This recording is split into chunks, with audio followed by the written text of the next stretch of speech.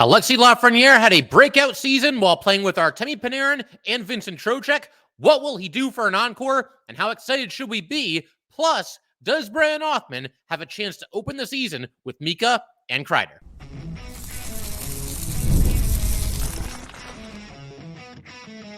You're Locked on the New York Rangers, your daily podcast on the New York Rangers. Part of the Locked On Podcast Network, your team every day.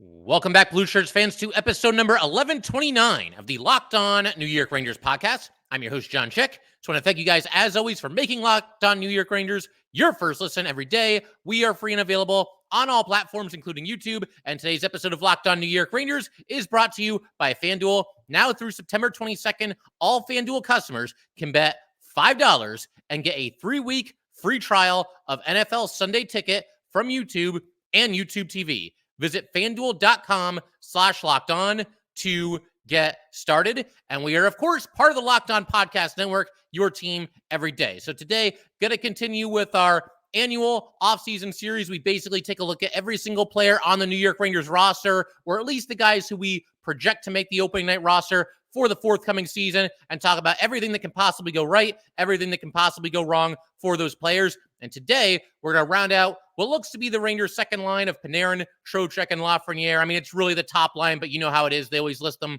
as the second line. But we're going to round out that line with Alexis Lafreniere. If you want my thoughts on any of the other Rangers second liners or anybody on the top line, you can go back last handful of episodes. We've covered all those players. So Lafreniere, as we always do, we'll start with the worst case scenarios. We will end with the best case scenarios. Always good to end on the positive stuff. So in a worst case for Alexis Lafreniere, maybe some regression back to what he had been before the season that just concluded. There's no really good reason to believe that this is going to happen. The only thing I can throw out there is that we did get 3, somewhat lackluster seasons from Alexis Lafreniere before we finally got a really nice season from Alexis Lafreniere this past year. So I don't expect this to happen either.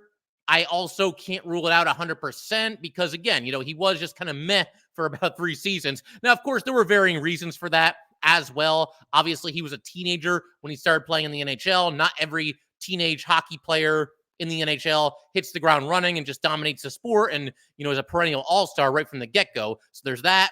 There's also the fact that Lafreniere basically went about a calendar year without playing in a hockey game of any type. That was due in large part to, obviously, the COVID pandemic. But whatever caused it, facts are facts. He went almost a calendar year without playing in a hockey game of any kind, and then he's getting thrown right into the NHL, skipped the AHL altogether. In retrospect, maybe that wasn't the best idea. Maybe he could have, even just like a month or two in the AHL, nice bridge to the NHL. That could have at least been an option for Alexis Lafreniere. And, of course, questionable usage of Alexis Lafreniere early in his career as well. He rarely got to play in the top 6, and even when he did, the rope was always kind of short with both Quinn and then Gallant. And it felt like even if he was doing all right, his days in the top 6 were always numbered. And at one time or another, he would revert back to, the third line with Alexis Lafreniere. So he had all those things working against him as well. But, some regression, I don't expect it in the slightest, but I suppose it's a possibility that can't be completely ruled out for Alexis Lafreniere. But I am not expecting any regression at all. I'm expecting big things from Alexis Lafreniere this upcoming season, and we'll talk about that a little bit later in today's episode. I think also in a worst case scenario, there's a situation where he just is unable, through no fault of his own, to crack the top power play unit for the Rangers. And honestly, I don't really expect him to. I know a lot of people are mapping out what the Ranger power play should look like next year and whose place is Alexis Lafreniere going to take. I don't think he's going to take anybody's place. The bottom line, and I know that, there's certain Ranger fans that feel a certain way about this player or about that player. Bottom line, the Ranger power play has been one of the absolute strengths of this team over the last handful of seasons, the last, 2 or 3 seasons specifically. Third in the league last year. They're always like somewhere in the top 5 the last couple of seasons. And it's really always been the same guys playing on that unit. And none of them have really done anything to deserve to lose their spot. So with that being the case, I honestly don't think Lafreniere is going to crack the top power play unit. And obviously, that limits his scoring chances. We know the Rangers' second power play unit doesn't get a ton of ice time, so there's that. Regardless of what his role is on the power play, though, I fully expect Alexis Lafreniere to embrace it, go out, make the best of his opportunity, when it's presented to him. But yeah, it's going to be really difficult for him to crack that top power play unit. And I would say for good reason as well, when you look at how well that power play has done for the Rangers over the last handful of seasons. I think also in a worst case scenario, Alexis Lafreniere is entering a contract season. He will be a restricted free agent at the end of the year with arbitration rights. So certain players, I don't know that this would happen for Lafreniere, but we've seen it happen not just in hockey, but really all sports when they're going into the final year of their contract and they're set to become, again, depending on the sport, an unrestricted free agent, a restricted free agent, arbitration eligible, whatever it might be. Sometimes players going into the last year of their deal, they do scuffle a little bit. It gets in their head a little bit. You get off to a little bit of a slow start, and then you start pressing. In the case of hockey, maybe you're kind of chasing points at that juncture of the season. Lafreniere, he is a young player, and he is about to get what will be his first, really nice payday. Again, restricted free agent with arbitration rights at the end of this season, still 3 years away from being a UFA. I would like to see the Rangers try to get something done with Lafreniere before this upcoming season, but they seem comfortable. The fact that he's an RFA and the Rangers hold, most of the leverage. Again, Lafreniere does have arbitration rights, but Rangers have most of the leverage. They seem comfortable letting this upcoming season play out. But right now, he's making $2.325 million per season, which is nothing to sneeze at, but he's going to make more than that once this upcoming season comes and goes. And, he becomes an RFA once again with the arbitration rights. He's going to get a raise. How much of a raise he gets depends on largely how well he does this season. Now, again, Lafreniere to me doesn't seem like the kind of guy that would dwell on things like that. I think that he just goes out there and plays hockey and lets that stuff take care of itself. That's just kind of the impression I get about him. I don't know him personally, but yeah, going into a contract year, that, especially for a young player in any sport, I'm sure that can come into play at least a little bit. It's one of those things, human nature. You have to think about it at least a little bit, right? So, that's something that I think could at least be on the table. But not a ton of worst case scenarios for Alexis Lafreniere. He had a very nice season this past year. He was excellent in the playoffs. I think he's a player that's going to continue to be on the up and up for seasons to come here. And obviously, I think for myself, probably a lot of you as well, very much hoping that all comes as a member of the New York Rangers. And I think it will. I think they'll, eventually get something done long-term with Alexis Lafreniere.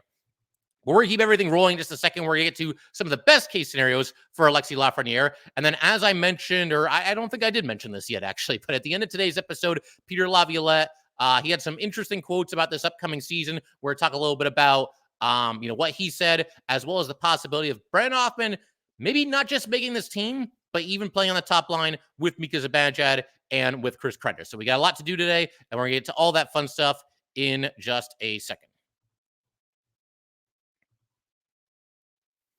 All right, we just want to take a minute to let everybody know that today's episode of Locked On New York Rangers is brought to you by FanDuel. You've heard us talk a lot about FanDuel, America's #1 sportsbook. Well, we have something a little different for you. Now through September 22nd, all FanDuel customers can bet $5 and get a 3-week free trial of NFL Sunday Ticket from YouTube and YouTube TV. Then, with a YouTube TV base plan, you will be able to watch every regular season Sunday afternoon out of market game.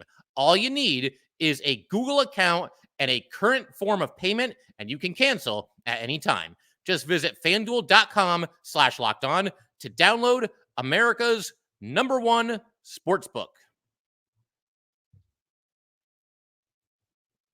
All right, we just want to thank you guys, as always, for making Locked On New York Rangers your first listen every day. We are free and available on all platforms. And for your second listen today, please enjoy the Locked On NHL podcast. Locked On NHL provides you with a national perspective on all things NHL every day, with national experts and local insight on every team in the league, available on YouTube or wherever you get your podcasts, part of the Locked On Podcast Network, your team every day. So let's go ahead and keep everything rolling here with Alexis Lafreniere and talk more about his outlook for this upcoming season, and more specifically, the best case scenarios for Lafreniere heading into 2024-2025. I think in a best case scenario, playoffs. We're going to talk about it a lot on here because the Rangers are in a championship window. They're a team with Stanley Cup aspirations, and that's awesome. They were close last year, didn't get it done against the Panthers, came up a little bit short, but a team that won the President's Trophy and certainly figures to be in the mix this year as well. I think in a best case scenario, Lafreniere, is the spark plug that the Rangers need in the playoffs. Last year in the postseason, and keep in mind, this is just 1 year after the Rangers had just a complete disaster in the playoffs. They play the Devils in the first round. They get knocked out in 7 games. Alexis Lafreniere in that 7-game set had all of 0 points. And this past year, you talk about a 180. 16 games for Alexis Lafreniere, scored 8 goals, 6 assists, one of the absolute best New York Rangers in the postseason. That is no exaggeration at all. The only 2 players on the Rangers that I would put ahead of Lafreniere as far as how they performed in last year's playoffs, you got to go Igor Shesterkin. I think he's got to be number 1. I'm not even really sure that that's up for debate. He's number 1. I'd say Vincent Trocheck was probably number 2. And there were some other guys, obviously, that had a hand in the Rangers beating the Caps, beating the Canes, and getting up on the Panthers. Unfortunately, they weren't able to finish them off. But yeah, to me, Lafreniere, all-around game, might have been the 3rd best player for the Rangers in the postseason last year. And that's very encouraging to see. Somebody that, even as a young player, clearly not blinded by the bright lights of the playoffs. Somebody that, not only, does well, but seems to thrive in that kind of a situation. And we saw him score some nasty goals in the playoffs. The stats are one thing, but when you look at some of the goals that he scored, just some snipes that looked borderline impossible to stop. I think the one that stands out to me more than any is the coast-to-coast goal that he scored against the Panthers in Game 3. That's the one that went into overtime, and Wenberg won it. The Rangers were up 4-2 in the 3rd, gave the lead away, eventually got it done in overtime. But Lafreniere had the puck behind the Ranger net and just went coast-to-coast, went around seemingly every player on the Panthers and faked a bunch of guys out of their skates, got to the net, scored the goal. So that's awesome. And Lafreniere, to me, especially watching in the playoffs, he's more likely to get to, the center of the ice, the high prime real estate scoring chances on the ice than maybe some of his teammates are. I do think that becomes something of a cliche where, the Rangers, they just play perimeter hockey. I think that was at least somewhat exaggerated in last year's playoffs, but there are times where that does seem to be an issue where guys are a little too content to just kind of move the puck around the perimeter. Lafreniere, and this is leading me into my next best case scenario for him, he's the guy that seems a little bit more willing to force his way to the net and force the issue a little bit. So with that said, another best case scenario for Lafreniere, he becomes a reliable source of some dirty goals for the New York Rangers. And we've seen over the last couple of years, Lafreniere, he, when the season ends, he's going to have some of the prettiest goals scored on the Rangers. And I love a highlight reel goal where somebody fakes everybody out of their skates or you get some nasty passing or whatever it might be.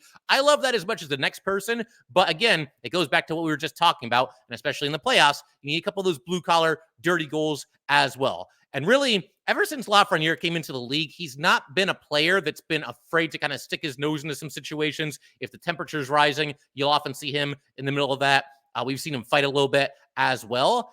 And I think there's certainly a willingness there for Lafreniere to score some dirty goals. And really, when you look at those first 3 seasons that Lafreniere spent with the Rangers, and again, they were somewhat underwhelming given how much hype, accompanied him once he got to the NHL. But a bunch of the goals, a very high percentage of the goals that he scored in those first 3 seasons were, kind of blue collar, around the net, stuffing kind of goals. And that's awesome to see. And it's just nice to know that on top of just being a tremendously skilled player who can give you those highlight reel goals, this is somebody that also can stick his nose in there, fight for position in front of the net, and find a way to stuff a loose puck home. And you need goals like that throughout the whole season, really. But you especially need it come playoff time. So I think in a best case scenario, we see Lafreniere play that role to a T for the Rangers where, it's a team that maybe could use in general a few more dirty goals. Lafreniere is going to be the source of even more of those kind of goals, I think, going forward, starting with this upcoming season. I think also in the best case scenario, he has a career season in every single possible sense of the term. And this one, I fully expect. I will be very surprised if this does not happen, if Alexis Lafreniere, if he turns in any kind of a season where we look back on it and say that, that wasn't as good as the season before. That wasn't his career best year. No, I think he will have his career best year. And this is even with him coming off of a season where he flirted with 30-30 in terms of points. He had 28 goals, 29 assists in 82 games last year. And I think you're going to see both of those numbers rise. He, for the first time ever, really was playing with Artemi Panarin and Vincent Trocheck this past season. Now, of course, there's been brief little cameos here where maybe Lafreniere and Panarin have been on the same line. Maybe Lafreniere and Trocheck have been on the same line. But for the most part, that was his first experience playing with those two guys. And you see the kind of season that they had. Absolutely lethal. Legitimately one of the absolute best, most dangerous, most productive lines in the entire NHL. Well, now he's been playing with them for an entire year. There's no, learning curve here or figuring out where you're going to be when I've got the puck over here and what's going to happen in that situation. that situation. Lafreniere is completely accustomed, completely acclimated to playing with these guys. And on top of just Lafreniere getting better in his own right, being how young he is still just 22 years old, he's got that chemistry with those guys. And again, no learning curve this year. They're going to hit the ground running. And, we'll see. There's no guarantee that those three will be together all season, but you're certainly going to start the season that way, I would think. And if that's the case, you can expect those guys to pick up right where they left off, and Lafreniere is going to benefit from that as well. On the other hand, here's another best case scenario. It is at least possible that at some point this upcoming season, we see Panarin and Trocheck and Lafreniere broken up. I don't really want it to happen. I think the Rangers have to figure out a way around that, because when you've got a line that's firing on all cylinders for the entire season, the way that line was last year, I think everybody else on the team just needs to figure it out with whoever their line mates happen to be. Now, again, common theme on here. We're on episode 1129 of Locked On New York Rangers. Basically, ever since this podcast started, well, not quite. We had one season of Pavel Buchnevich on this podcast. I think that was his last season with the Rangers, maybe 2 seasons. But the bottom line, for a very long time now, at least a couple hundred episodes of Locked On New York Rangers, we've been trying to figure out what the Rangers should do and what the deal is when it comes to top line right wing and who should play with Mika Zibanejad and with Chris Kreider. And we're actually going to touch on that a little bit later in today's episode. I'm going to talk a little bit about Brandon Othmann and the prospects of him playing with those guys. But for right now, going into the season, it feels like, again, they'll leave the Panarin line intact, and we'll get a situation where Kreider and Mika are out there with somebody else. And my best guess is Riley Smith. It could go a couple of different ways, but I think that he very likely will and probably should get the first opportunity with Mika Zibanejad and Chris Kreider. But what if that doesn't work?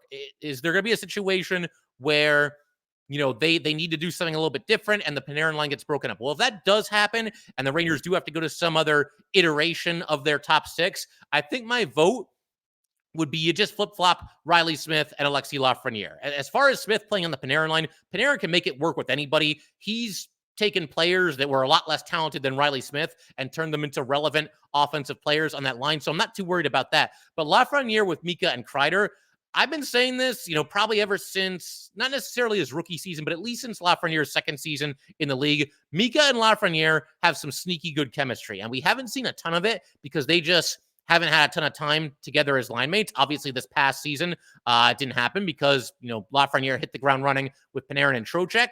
And you guys know how trigger happy that Quinn and probably even more so Gallant, especially in his second year, could be when it came to the line combinations. So we haven't seen like an extended run of Mika and Lafreniere together, but those two have something. And I wouldn't mind seeing them get that chance if there's a situation where the Panarin line must be broken up. And maybe Lafreniere is the guy. He's the player that Mika and Kreider have kind of been waiting for, basically, once again, ever since Pavel Buchnevich was traded away in that wonderful trade a couple of off seasons ago.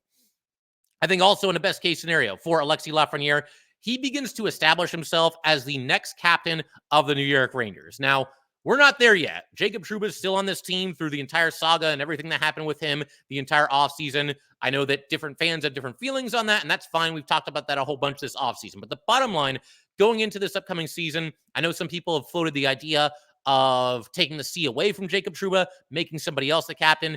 It's something that's on the table. It's a possibility, but I would not do that because I don't think you need to pour gasoline on the fire. I think you just keep going forward with Jacob Trouba as your captain. So Trouba will be the captain for this upcoming year. Trouba's got 2 years left on his contract. I don't think there's any way, and I've talked about this before too, I don't think there's any way Jacob Trouba is on this roster going into next season, the 2025-2026 season. The Rangers, paying him $8 million a year, that's just not going to work in a world where Lafreniere needs a new contract, Igor needs a new contract, Keandre Miller needs a new contract, not to mention anything else you want to do as far as like other free agents from around the league. So Jacob Trouba, one way or another, I think will be gone by next offseason. And Lafreniere could be the next captain of this team. They talked about when they were drafting him, not only is this kid, talented and skilled and gritty and everything, but he's got a lot of the intangibles, a lot of the leadership. I think I would still probably go with Vincent Trocheck as the next captain. I just love, watching him do his thing and the way he battles every night and the way he interacts with his teammates. You could always go with Mika or Kreider, but as I mentioned in the past, I feel like that ship has kind of sailed at this point. Adam Fox could be a dark horse candidate, but Alexis Lafreniere, I think when it comes to who the next Ranger captain will be, I'd put him number 2 right now. I'd put Trocheck number 1 next offseason if we assume that Jacob Trouba will by then be an ex-Ranger. Trocheck's my number 1 pick. I think I'd go Lafreniere number 2. He's somebody that's obviously going to be coming into his own at that point. And you got to negotiate with Lafreniere and get him under contract. And I mean, honestly, like there's part of me that doesn't like doing that, but all these things come into play. The idea of him being the next New York Ranger captain, I mean, that has to be at least somewhat appealing to a player like Alexis Lafreniere. Maybe that gets mixed around in the negotiations as well.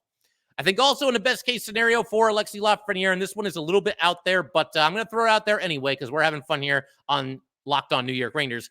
I think in a best case, I don't think this will happen, but I'm not going to say it's impossible. Alexis Lafreniere leads the Rangers in goals next season. Now, let me preface this by saying that for this to happen, he would almost have to play on the top power play unit because we know how good that unit is. We know how many extra goals those guys get every season because of their time on the power play. And if Lafreniere is on the second unit and getting, 25 seconds of power play time per power play for the Rangers, then he's not going to lead the Rangers in goals. But if he's able to, at the start of the season or soon thereafter, carve out a role for himself on the top power play unit, he'll be in the mix here. You look at last season, Lafreniere was third on the New York Rangers in goals with 28. Now, granted, that was 21 goals behind Artemi Panarin, who had 49, and it was 11 goals behind Chris Kreider, who had 39.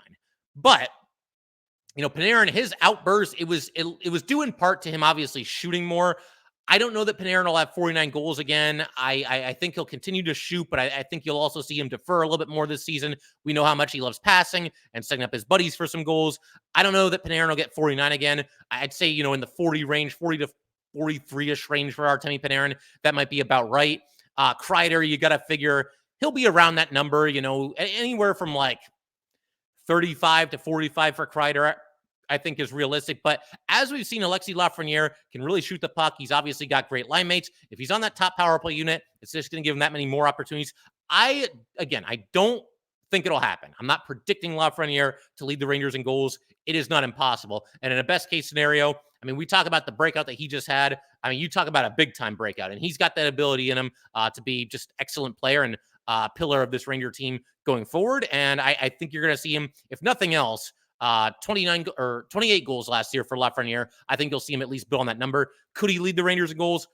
I don't think it'll happen. It's possible in a best case scenario. All right, so we're going to keep everything rolling here in just a second. I want to switch our attention to some comments made by Peter Laviolette recently, specifically Brand Othmann and some other things as well. Just some comments on the new additions to this team. Laviolette also talked about Zac Jones and his role for the Rangers this upcoming season. I think a lot of us have been ready for Zac Jones to get a chance, and it sounds like it's finally going to happen. We will get to all that fun stuff in just a second. All right, we just want to take a minute to let everybody know that today's episode of Locked On New York Rangers is brought to you by Indeed. We are driven by the search for better, but when it comes to hiring, the best way to search for a candidate isn't to search at all. Don't search, match with Indeed. If you need to hire, you need Indeed. Indeed is your matching and hiring platform with over 350 million global monthly visitors, according to Indeed data, and a matching engine that helps you find quality candidates fast. Ditch the busy work. Use Indeed for scheduling, screening, and messaging so you can connect with candidates faster. And Indeed doesn't just help you hire faster.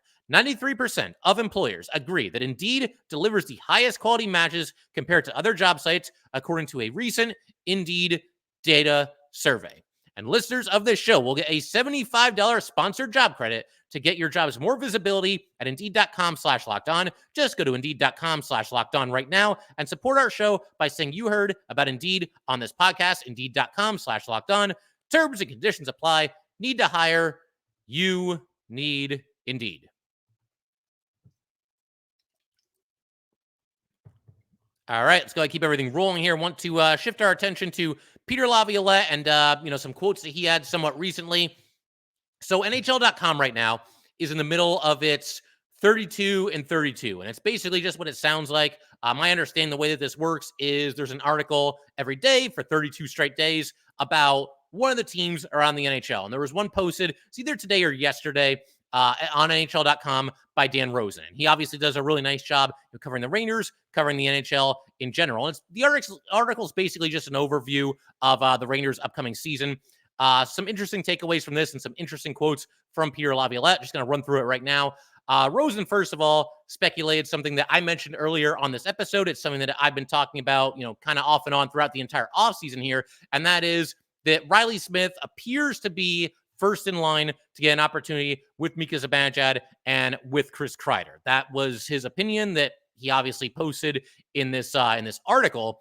But as we know, things are not set in stone. Nothing in life is set in stone. And something that definitely is never set in stone is the right winger that's going to play with Chris Kreider and Mika Zibanejad. We all know that as Ranger fans. But Peter Laviolette mentioned some other possibilities. This is what he had to say about the situation.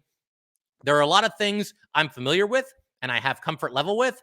And then there are things we will see if we can find some chemistry with through different avenues. It's hard to give an exact answer and say this is locked in. You'd like to say that, but you've got to go through training camp, get some practices, and play some games. And it's mostly just coach talk. I think we can all agree on that. But it's good to know that competition is alive and well, and guys can go out there and stake their claim. That's a big role on this Ranger team, and it's a role they've been trying to fill in various ways. Again, ever since Pavel Buchnevich left, you've got an opportunity if you're a player on this New York Rangers training camp, the preseason, the whole 9 yards, to go out there and claim that spot. Laviolette also touched on the addition of Sam Carrick, obviously a free agent signing by the New York Rangers this offseason. And he's basically, Sam Carrick, here to play the Barclay Goodrow role, just to do it for a lot less money. Laviolette didn't say that. I'm the one saying that. But here's what Laviolette did say about Carrick. He brings some grit, sandpaper, face-offs, some physicality. It's tough losing Barclay, but we replaced him with a character person that bangs bodies, will hit, and fight for his teammates, chip in some offense, and play some good defense. Yeah, I don't know. I mean, Carrick's fine. I think it's... I was hoping that it wouldn't end up being the biggest signing that the Rangers made during free agency. Now, I know a lot of people will say, well, what about Riley Smith? Riley Smith was a trade. So technically, the biggest free agent pickup by the Rangers this offseason was Sam Carrick. And look, I'm interested to see what he can do. I wish him all the best. Obviously, if Sam Carrick does well, the Rangers do well, and that's an awesome thing, and we all like that. I'm not sure that Sam Carrick is going to make it through this season with the Rangers. Every offseason, teams... There's splashy free agent moves, but then there's, a bunch of moves where you sign this guy to 1 year, that guy to 2 years at 6 figures per season, and this guy's going to play on the fourth line, or this guy's going to be our sixth defenseman, whatever it might be. You're bringing in those role players and basically just hoping for the best. And every year, whether it's the Rangers or anybody else, you can look at any roster around this league and look at a couple of players and wonder, is this guy going to make it through the entire season on the NHL roster? And I think Sam Carrick is one of those guys this season. Again, he might do great. Maybe he'll fit into that role as the fourth line center. He'll fit it like a glove. He'll be a popular teammate. He'll be a popular player amongst Ranger fans, and he'll have a good season for us. We'll see how it goes. But, it's just like Nick Bonino last year. You're not sure he'll make it through the season. He didn't. Tyler Pitlick, as soon as they signed him, he felt very much like the first guy that would get bumped out of the lineup if they need to call somebody up from the AHL or whatever the situation might be. So we'll see. Again, I'm more than willing to give Sam Carrick a chance, and hopefully it works out for the Rangers. Peter Laviolette also talked about Zac Jones. Zac Jones got better every single time he played for us. He had to bring that out in himself every time we called his number, and it wasn't on a consistent basis. When he got the opportunity, he was fantastic. Certainly, he's going to get a long look in training camp. That's high praise, from Peter Laviolette there. And he touched on something that I think we're all aware of, but it probably, whether it's me, you guys, anybody else on social media, any of the beat writers, I think all of us probably underappreciate this about Zac Jones, because Laviolette's absolutely right here. Laviolette mentioned that when Zac Jones gets into the lineup, he always played his best. Zac Jones was in and out of the lineup all season. There'd be an injury and he'd get in for, 3 or 4 games. He'd be back out. There'd be a couple of injuries. He'd be in there for 10 games. He'd be back out, back in for 4 or 5 games. Like, he played so randomly and so sporadically throughout the entire season. And when he wasn't playing, it's not like he was with the Wolfpack. He was the healthy scratch. He was the 7th defenseman watching the game from the press box. So he would go a lot of time, did Zac Jones last season, without seeing the ice, without playing in a hockey game of any kind. And yeah, he's practicing and everything, but there's no substitute for the real thing. So the fact that he was able to get back onto the ice, after missing 15 games, after missing 20 games, after missing 8 games, whatever it might be, and play so sporadically and always seem to get back out there and just hit the ground running. It's not like there was a a transition period where he's trying to shake off the rust or anything like that. No, every time Zac Jones played last year, he played quality hockey for the New York Rangers. And I know I'm very excited to see what he can do this season. It looks like the path to that sixth defenseman spot is finally wide open.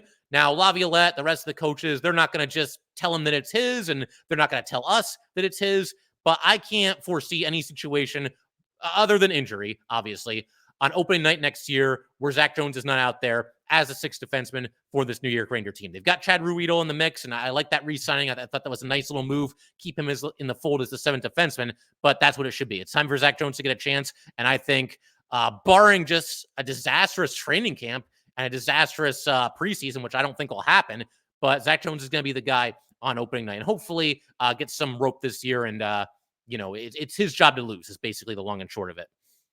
Also, per this article, Laviolette wants Kaapo Kakko to assert himself a little bit more offensively. And also, Filip Chytil is reportedly healthy and ready for training camp. So that's obviously good news.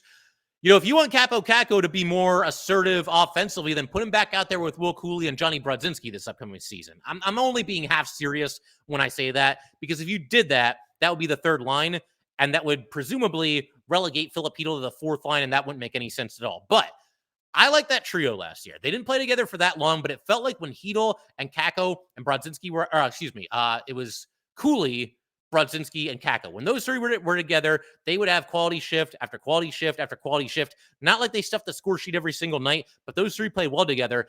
And more to the point, Kaapo Kakko played some of his best hockey with those guys. And we've talked about that before too. He's more assertive when he's out there with the non-star players. He doesn't defer as much. He's more involved. He's driving the play. And you put him out there with a career NHL, AHL swingman in Brodzinski and a rookie in Cooley, all of a sudden Kaapo Kakko kind of takes the bull by the horns a little bit. So, I think the third line, if everybody's healthy and everybody's ready to go, you're probably looking at Chytil centering Cooley on the left wing and Kakko on the right wing, and that should work too. We know that the kid line back in the day, all the way back, 2 or 3 years now, that they played very well together, and I think Kakko just seems to do better with the young players, or at least the non-star players. He's more assertive, and if you want that out of Kaapo Kakko, then resist the urge to play him with Mika and Kreider. Start Smith up there, go with Kakko on the third line, presumably with Chytil and Will Cooley.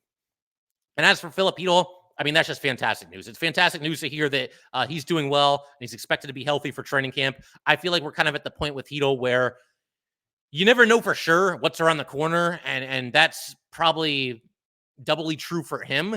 And that's kind of a scary situation, with the concussions and everything. But I'm not a doctor. I trust the Ranger team doctors. If they say he's ready to go, and Filip Chytil says he's ready to go, and everybody's comfortable and they're good to go. Again, I'm not a concussion expert. I take their word for it. So that's just awesome news in and of itself that Filip Chytil not only is doing well, but is expected to be ready to go for training camp and presumably for the start of the season as well. One other thing that this article mentioned, Rosen believes that Matt Rempe has the inside track to be in the opening night lineup, but he also mentioned Othmann and Edstrom and Berard as possibilities. And this is what Peter Laviolette had to say about that whole situation. This group will be new, even though there are a lot of familiar faces and a lot of the coaches will be the same. There is change in some of these places, and we have to look to build it again, look to get better from where we were last year. And again, it's coach speak, and that's fine. But I just love the fact that competition is encouraged with the Rangers, and that the players that play the best, they're going to earn playing time, and they're going to get to be in the lineup. It's such a, because I'm a Yankee fan too, it's such a stark contrast between what goes on with the Rangers and what goes on with the Yankees. So it's refreshing, even if it's like a generic quote like this, just to know that, okay, there's going to be some competition. The guys that play the best, the guys that deserve it, the guys that earn it, they're going to get the playing time. Revolutionary concept, to be sure. But no, it's cool. And, all those players, I think we'll see them all at one time or another this upcoming season. Brent Othmann, we are definitely going to see him at some point. I think he's got a good chance to make the team out of training camp. Adam Edstrom, we'll see. I've followed the idea of Matt Rempe starting with the Wolfpack, but he deserves a chance to, carve out his role with the Rangers as well. You could start Edstrom on the team and Rempe in the AHL, or vice versa. And Berard, I feel like he's getting to the point where he's knocking on the door. I think we'll at least see him for the, we'll call it the Ranger cup of coffee. We've seen this with Brian Othmann last year playing 3 games, Will Cooley the year before that playing 4 games. I don't know if Berard will be a regular, Maybe he will, but I think if nothing else, we'll at least see him make his Ranger debut this year and at least be in the lineup for a handful of games. We shall see. But that will do it for today, guys. Once again, if you'd like to get in touch with this podcast, please send an email to lockedonnyrangers@gmail.com. Once again, that is lockedonnyrangers@gmail.com. Definitely give us a follow on Twitter as well at LO_NY_Rangers. Once again, that's at LO_NY_Rangers. And definitely subscribe to Locked On New York Rangers YouTube channel. Thanks again, guys. I will see you next time.